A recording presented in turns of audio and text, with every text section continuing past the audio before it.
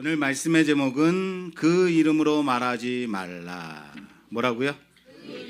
말하지 말라. 자, 그 이름으로 말하지 말라 그러면 여러분들은 말하지 않을 겁니까? 왜요? 제가 언제 나는 그 목사가 꼭 돼야겠다라는 생각을 하게 됐냐면, 은혜 받고 주의 사역자로서 살아가야겠다라는 결단을 하게 되고 신학교도 다니고 그럴 때 가끔 이제 무너질 때도 있고, 이게 일이 내 길인가라고 고민될 때도 있고 그렇잖아요. 중간에 이제 공부량이 너무 적다라는 생각이 들어서 이렇게 신학을 공부해서는 안 되겠다라는 생각을 한 적이 있어요. 그리고는 휴학계를 내고 이제 다시 준비를 하든지 아니면 내 사명을 다시 확인을 해야겠다라고 생각하고 다시 준비하던 기간이 한 10여 년 넘게 다시 준비를 했었거든요. 근데 그 중간에 이제 모든 사역을 내려놓고 그냥 교회를 그냥 섬기는 일반 성도로서 그렇게 섬기는 중에 말씀을 볼 때마다 가슴속에 불타는 막 마음이, 그런 불타는 심령이 막 일어나는 때가 너무 자주 있었어요. 그리고 말씀을 보면서 깨닫는 부분들, 보여지는 부분들, 성령께서 조명해 주시는 그런 부분들을 보면서 막 나가서 외치고 싶은 거예요.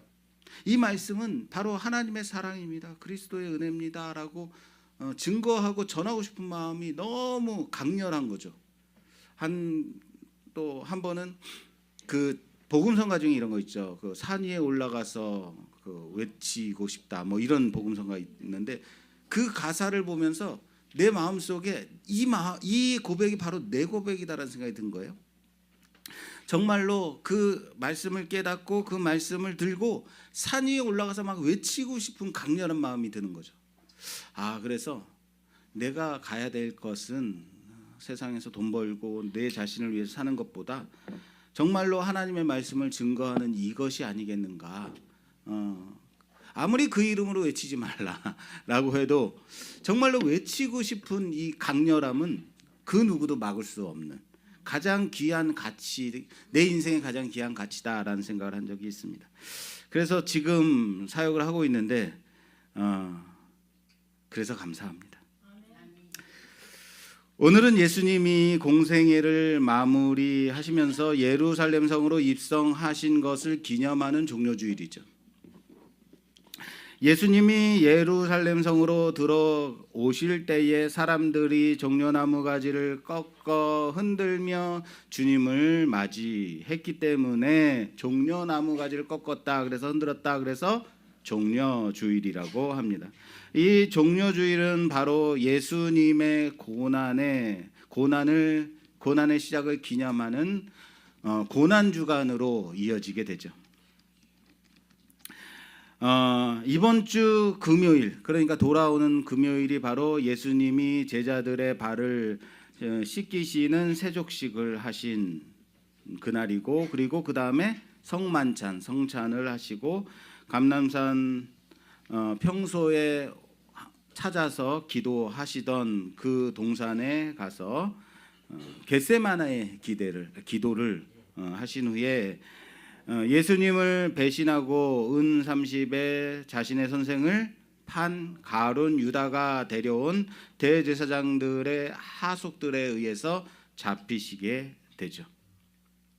왜 유대인들은 예수님을 맞이할 때 종려나무 가지를 꺾어 흔들며 맞이했는가라는 것은 역사적 배경이 있다라고 했습니다. 물론 매 해마다 종려주일이 되면 제가 이 역사적 배경을 항상 설명하거든요. 그럼 우리는 그때마다 항상 그렇구나, 그래서 그렇구나 하고 새롭게 들으신단 말이에요. 그래서 이번 주에 내가 또 해야 되나 말아야 되나 하다가 오늘도 간단히, 오늘 또 그 역사적 배경을 간단히 설명하고 넘어가겠습니다. 기원전 167년, 이런 건 안 해오셔도 돼요. 167년경에 유대인들은 헬라 제국의 압제와 이방 종교 종교를 강요받는 상황이었고, 그때 거기에 맞서서 마카비 가문을 중심으로 민족 독립 전쟁을 하게 됩니다. 마카비 혁명이라고 하는데요. 이것을 일으켰고, 그 결과 유대 민족은 셀리우쿠스 제국의 통치로부터 독립을 하게 됩니다. 유대인들은 이 민족적 승리를 기뻐하며 축하하며 마카비 가문의 지도자들이 예루살렘 성으로 입성할 때에 바로 종려나무 가지를 꺾어 흔들며 승리를 기뻐하는 표현을 했다. 그래서 유대인들은 그때처럼 예수님이 예루살렘으로 들어오시는 그것을, 유대인들을 해방시키는 것을 기념하여 종려나무 가지를 흔드는 것이다 라고 아시면 되겠습니다. 그러면 이 종려나무 가지를 꺾어 흔드는 것은 유대인들만의 문화인가? 그것은 아니라는 거예요. 그것은 헬라 문화 속에서, 이미 그리스 문화 속에서 종려나무 가지를 꺾어서 흔드는 것은 자신들의 지도자가 전쟁에 승리하고 돌아올 때 흔드는 그런 풍습이 있어서, 그 문화 속에서 주님을 따르는 많은 사람들이 자기 겉옷을 길에 펴고 나뭇가지를 베어 길에 펴고 흔들며 앞에서 가고 뒤에서 따르는 무리가 소리질러 말했죠. 뭐라고요? 호산나 다윗의 자손이요. 따라서 합시다. 호산나 다윗의 자손이요. 찬송하리로다. 주의 이름으로 오시는 이여. 가장 높은 곳에서 호산나 호산나 할렐루야. 그들은 이렇게 우리처럼 외쳤을까요? 더 크게 외쳤죠. 호산나. 이게 아니라 호산나 하면서 와 이러면서 막 환호를 했겠죠. 그런데 아이러니하게도 이들이 며칠 되지 않아서 예수를 향해서 외치는 많은 무리 중에 하나가 됐습니다. 그들이 며칠 후에 뭐라고 외쳤냐면 전혀 다른 외침이었죠. 마태복음 27장 가보겠습니다. 마태복음 27장 22절에서 23절 말씀입니다. 22절에서 23절 말씀. 빌라도가 이르되 그러면 그리스도의 하는 예수를 어떻게 하냐? 그들이 다 이르되 십자가에 못 박혀야 하겠나이다. 빌라도가 이르되 어찌미냐? 무슨 악한 일을 하였느냐? 그들이 더욱 소리질러 이르되 십자가에 못 박혀야 하겠나이다 하는지라. 아멘. 뭐라고요? 그들이 더욱 소리질러 말했다고요. 십자가에 못 박혀야 되겠나이다. 이들이 호산나를 외치던 그 사람들과 다른 사람들일까요? 저는 아니라고 봅니다. 같은 사람이라고 본다고. 이들은 막무가내였습니다. 빌라도가 묻습니다. 이 사람이 무슨 죄를 지었길래 그렇게 사형에 처할 정도로 그러는 거냐라고 물었는데, 이 사람들은 뭐래요? 그런 건 필요 없고요. 그런 건 생각할 필요 없고 단지 뭐 하라고요? 십자가에 못 박아야겠나이다. 십자가에 못 박으라. 십자가에 못 박으라. 이들이 그렇게 외쳤다고요.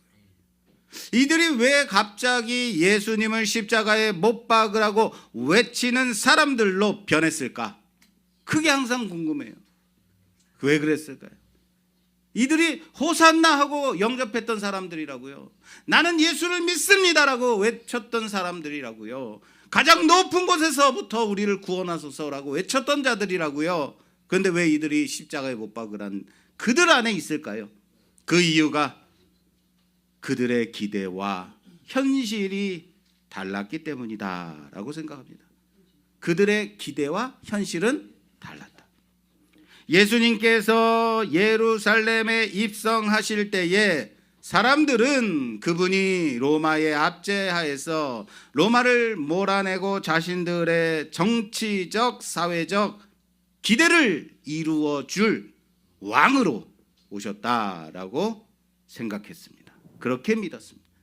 그는 로마를 물리치고 우리를 독립시켜 줄 마카비와 같은 왕이다 라고 생각했던 거죠. 그들은 예수님을 통해서 자신들이 원했던, 그렇게도 기대했던 현실적인 이익, 그리고 현실적인 영광을 얻으려고 했던 것입니다. 그러나 예수님은 로마와 싸우지 않으셨습니다. 정치적 지도자가 되지도 않으셨습니다. 도리어 성전을 정결케 하시고 종교 지도자들과 충돌하시고 논쟁하시고 자신이 죽음을 당할 것이라 라는 말씀을 공공연히 하셨습니다. 이것은 그들의 기대를 산산이 무너뜨리는 사건이 되었습니다. 아니, 이때쯤이면 일어나서 군대를 모으고 자 나가자라고 할 만도 한데 계속해서 나는 죽을 거야, 나는 너희를 위해서 죽을 거다라고 말씀을 하신다니 도무지 이해가 되지 않는 거죠. 자신들의 기대와 다른 예수님을 보았을 때에 그들의 환호는, 그들이 호산나라고 외쳤던 그 환호는 실망과 도리어 분노로 변했고, 결국에 그들은 예수를 거부하며 십자가에 못 박으라고 외치는 자들이 되었을 것이다 라고 저는 생각합니다. 이 무리의 차이가 어디에 있는지 아십니까? 호산나를 외친 이들과 십자가에 못 박으라고 외친 자들이 다르지 않다고요. 그들은 자신들이 기대했던 예수가 아니었기에 실망했고 분노했고, 그들은 자신의 소원을 들어주는 예수를 원했습니다. 그런 예수를 원했지 십자가를 지는 예수를 원하지 않았다는 겁니다. 우리가 예수를 믿을 때 너 예수 믿으면 더 사업도 망하고 건강도 안 좋아질 거고 그러다가 니네 집안 완전히 산산조각 나라고 말하면 정말 믿을 사람 있겠습니까? 우리의 기대는 뭐예요? 예수 믿으면 잘 되고 건강해지고 눈도 보이고 사업도 잘 되고 돈도 잘 벌고 아들도 딸도 좋은 사람 만나서 결혼하고 이런 거 아니겠어요? 예수 믿으면, 사랑하는 여러분, 이게 바로 호산나를 외쳤던 사람들의 기대 아닌가요? 이게 바로 우리들의 기대 아니었던 거예요? 그럼 여러분들은 나가서 십자가에 못 박으라고 외치지 않을 것 같습니까? 우리의 기대가 다른다면. 우리가 요즘 사도행전 보고 있죠. 사도행전 말씀 오늘 본문에 잡았습니다. 이 십자가를 못 박으라고 외친 이 사람들의 모습을 보면서 근간 우리가 보는 그 말씀이 떠오른다라는 거예요. 사도행전 5장이죠. 사도행전 5장을 보면 전혀 다른 반응을 보이는 사람들이 나오죠. 그들은 종교 지도자들에 의해서 협박을 받습니다. 위협을 받습니다. 죽음을 당할지도 모른다는 그런 무시무시한 두려움에 빠질 수도 있었습니다. 그러나 예수의 이름을 말하는 것을 멈추지 않았습니다. 바로 오늘 본문이죠. 사도행전 5장 27절에서 29절 말씀 봉독해 주시겠어요? 27절에서 29절입니다. 그들을 끌어다가 공회 앞에 세우는 대사장이 물어 이르되 우리가 이 이름으로 사람을 가르치지 말라고 엄금하였으되 너희가 너희 가르침을 예루살렘에 가득하게 하는 이 사람의 피를 우리에게로 돌리고자 함이로다. 베드로와 사도들이 대답하여 이르되 사람보다 하나님께 순종하는 것이 마땅하니라. 아멘. 아멘.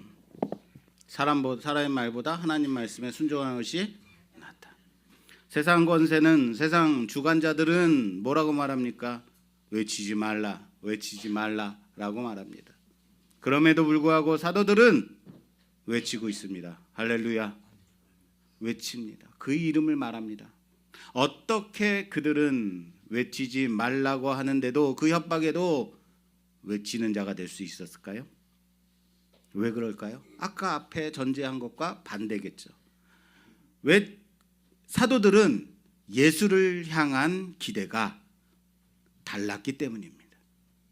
그들은 자신의 안전, 자신의 유익, 그것을 위해서 예수를 환호하는 자들이 아니었기 때문입니다. 그들은 예수의 죽음과 부활을 보고 자신의 삶을 그분께 드리는 자들이 되었습니다. 핍박과 위협 앞에서도 그들은 예수의 이름을 외치는 것을 멈추지 않았습니다. 예수를 십자가에 못 박으라고 외치는 자들과 달랐습니다. 사도들이 예수의 그 이름을 말하는 것을 멈추지 않은 가장 큰 이유는 무엇일까? 오늘 말씀에 나와 있습니다. 5장 30절, 32절, 30절에서 32절까지 봉독해 주세요. 너희가 나무에 달아 죽인 예수를 우리 조상의 하나님이 살리시고 이스라엘에게 회개함과 죄사함을 주시려고 그를 오른손으로 높이사 임금과 구주로 삼으셨느니라. 우리는 이 일의 증인이요 하나님이 자기에게 순종하는 사람들에게 주신 성령도 그러하니라 하더라. 아멘. 바로 이것입니다. 사도들이 예수를 외치는 이유는 단순한 열광이나 기대 때문이 아니었다고요. 그들은 예수의 죽음과 부활의 증인이었고, 그들은 단지 자신들의 바람과 소원을 이루기 위한 도구로서 예수를 따른 것이 아니었기 때문입니다. 그들은 죽으시고 부활하신 예수님을 직접 만난 자들, 그분의 죽으심이 단순한 죽음이 아니라 자신들을 위한 죄 사함의 희생이었음을 아는 자들이었기 때문에 그렇습니다. 그리고 예수님의 부활을 통해서 진정한 생명과 소망을 발견한 자들이었기 때문에 그렇습니다. 예수님의 죽으심과 부활을 분명히 보고 믿은 그들은 자신의 생명과 모든 것을 걸고 이 진리를 전할 수밖에 없었던 것입니다. 다른 말로 할까요? 너무 길었죠? 한마디로 그들은 고백이 있는 자들이다. 따라서 합시다. 그들은 고백이 있는 자들이다. 그겁니다. 그래서 그들은 위협과 협박을 당해도 물러서지 않았습니다. 그들의 외침은 자신들의 이익이나 영광을 위한 외침이 아니라 오직 하나님께서 이루신 구원의 진리를 전하는 고백이었기 때문입니다. 고백이라고. 우리가 오늘 사도들과 같은 이 고백을 하기를 원합니다. 우리의 삶 가운데서 외치지 말라는 그 협박 속에서도 외치는 자 되기를 원합니다. 그러려면 우리의 믿음 역시 환호나 감정적인 열광이 아니어야 됩니다. 그것을 넘어선 것, 십자가에서 죽으시고 부활하신 예수님을 나의 주님으로 온전히 믿고 삶으로 그 믿음을 살아내는 것이 참된 신앙임을 기억해야 합니다. 다시 말해서 종려주일에 종려나무 가지를 흔들며 주님을 영접하는 영광된 자리보다 십자가 그 참혹한 자리까지 따라가는 제자가 되어야 함을 믿으시길 바랍니다. 십자가의 그 자리 지키는 우리 모두가 되기를 바랍니다. 환호성이 비난과 십자가를 외치는 아우성이 될 수도 있다는 것입니다. 또한 환호가 금방 사그러지고 아무 말도 하지 않는 침묵이 될 수도 있다는 것 우리는 기억합니다. 우린 구약의 사건에서 이런 교훈을 배우게 됩니다. 북이스라엘의 왕 아합 왕 그리고 그의 아내 이세벨은 여호와의 선지자를 핍박하고 죽였습니다. 바알과 아세라를 섬기고 그들의 선지자들을 후대했습니다. 하나님은 이스라엘에게 그 극심한 가뭄을 내리셨습니다. 가뭄이 3년 반 동안 지속될 때에 그제서야 이스라엘 앞에 나타난 엘리야 선지자. 엘리야는 바알과 아세라 선지자들과 850대 1로 붙게 되었습니다. 누가 과연 참 신인가? 재물을 버려놓고 하늘에서 불이 떨어져 재물을 태우는 신이 참 신이다라고 조건을 제시했습니다. 이 시합을 하기 전에 엘리야는 열왕기상 18장 말씀, 열왕기상 18장 22절 말씀에 이렇게 말합니다.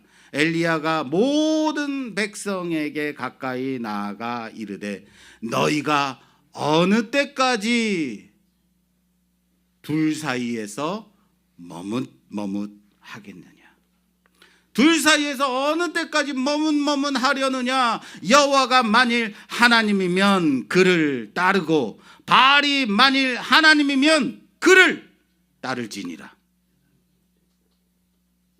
그랬더니 백성이 뭐라고 말하는지 아십니까? 백성이 말 한마디도 대답하지 아니합니다. 한마디도 안 해요. 여호와가 참신이냐 바알이 참신이냐 묻는데도 아무 말도 하지 않고 있습니다. 백성은 아무런 말도 하지 않습니다. 침묵이죠. 아니 못했겠죠. 시합은 시작됐습니다. 하루 종일 바알과 아세라의 이름을 부르짖고 자신의 몸까지도 상하게 하면서 정성을 바쳤는데 바알과 아세라 선지자들에게는 아무런 일도 일어나지 않았습니다. 이제 엘리야가 나서는 순간입니다. 볼까요? 어떻게 됐는지. 열왕기상 18장 36절에서 40절까지 봉독해 주세요. 저녁 소재 드릴 때에 이르러 선지자 엘리야가 나아가서 말하되 아브라함과 이삭과 이스라엘의 하나님 여호와여, 주께서 이스라엘 중에서 하나님이신 것과 내가 주의 종인 것과 내가 주의 말씀대로 이 모든 일을 행하는 것을 오늘 알게 하옵소서. 여호와여, 내게 응답하옵소서. 내게 응답하옵소서. 이 백성에게 주 여호와는 하나님이신 것과 주는 그들의 마음을 되돌이키심을 알게 하옵소서 하매, 이에 여호와의 불이 내려서 번제물과 나무와 돌과 흙을 태우고 또 또랑에 물을 핥은지라. 모든 백성이 보고 엎드려 말하되 여호와 그는 하나님이시로다. 뭐라고요? 그는 모든 하나님이시로다. 백성이 엎드려 말하되 뭐라고요? 그는 여호와 그는 하나님이시로다. 따라서 합시다. 여호와 그는 하나님이시로다. 여호와 그는 하나님이시로다. 자, 40절 봉독해 주세요. 엘리야가 그들에게 이르되 바알의 선지자를 잡되 그들 중 하나도 도망하지 못하게 하라 하매, 곧 잡은지라. 엘리야가 그들을 기손 시내로 내려다가 거기서 죽이니라. 아멘. 아멘. 백성이 외쳤습니다. 여호와 그가 하나님이시다.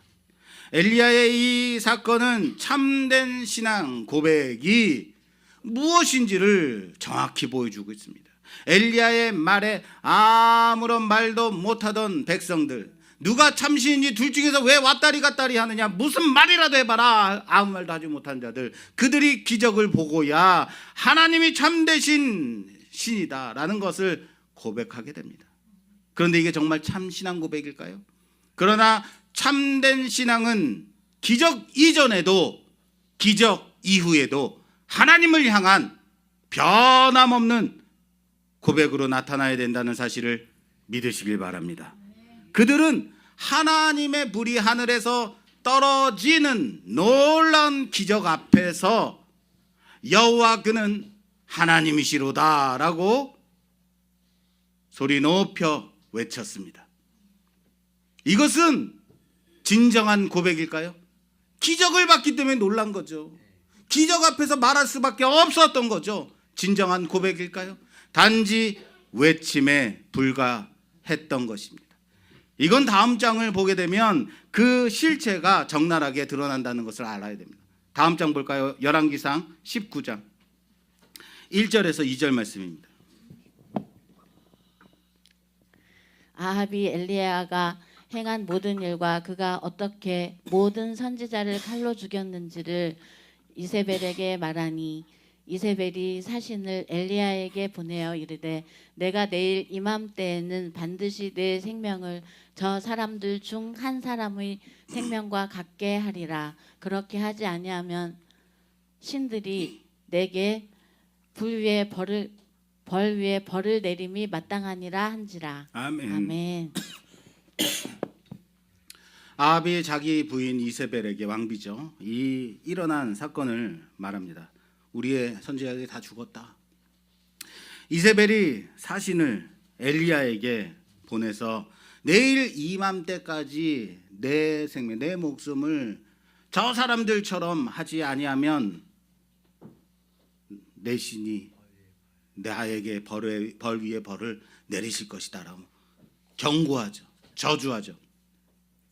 그런데 여러분 놀랍게도 방금 전까지 하나님을 찬양하며 소리치던 백성들의 소리는 하나도 들리지 않아요.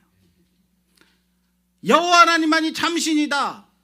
그리고 여호와 하나님의 그 불을 내렸던 엘리야가 죽임을 당할 것이다라는 저주를 당하는데도, 경고를 받는데도 이세벨의 이 위협 앞에서 백성들은 또한 뭐하고 있어요?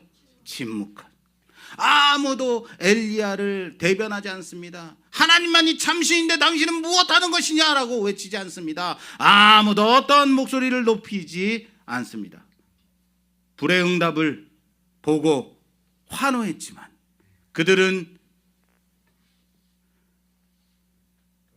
일시적인 열광, 환호에 불과했던 것입니다. 진정한 고백이 아니었던 거죠. 이처럼 기적을 보고 반응하는 신앙은